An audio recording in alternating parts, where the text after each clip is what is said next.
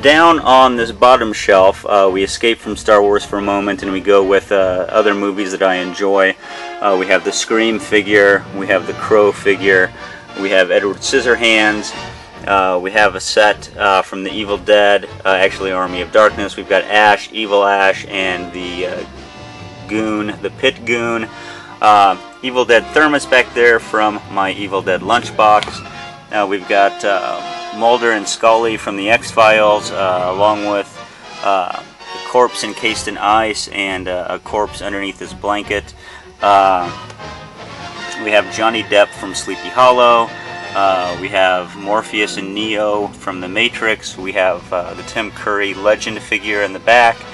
And what wouldn't finish that out with a trip to the Great White North and Bob and Doug McKenzie. How's it going, eh? And from there down to the bottom we have Opus. Opus, the awesome penguin from Bloom County, and now from his own strip, Opus. So there we go. We'll move on to just a couple more items and that will really start to wrap it up. Looking at the lightsabers area on the wall, and we have a vintage Darth Vader lightsaber from The Empire Strikes Back. And we move down to Darth Vader's lightsaber, the reissue of his and Luke's from Return of the Jedi. Below that we have Qui-Gon's. Below that, Obi-Wan's. Then we have Darth Maul's double-bladed on down to Anakin's. And this one was actually purchased when Master Replicas came out. This was one that Tomy put out. It was a little nicer than the Hasbro, and it offered sounds, and it would also, as you moved around, it would adjust with you and make the whooshing sound.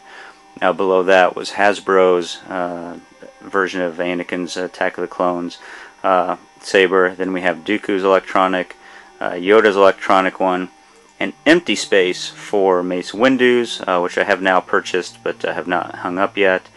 Then the color changing lightsaber from Anakin to Vader, and finally Obi-Wan's Revenge of the Sith lightsaber.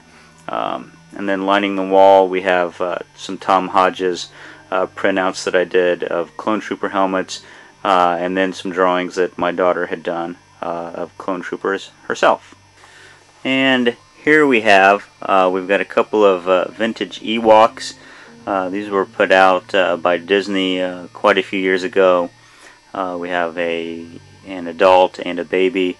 Here we have the ARC Trooper, or the ARC, the Republic gunship with clone pilots inside. Little too heavy to hang from the ceiling. I pressed myself to actually tap into one of the ceiling studs, which would mean this would come crashing down on top of everything else, so I didn't want to take that risk.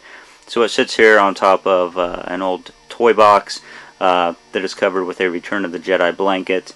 The two orange guns go with the room alarms that you saw earlier, because they are also they can be used for target practice.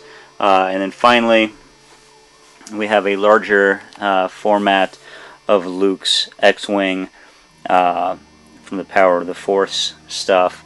And this one was pretty decent. I want to say even that the one, the Dagobah set, may be larger still.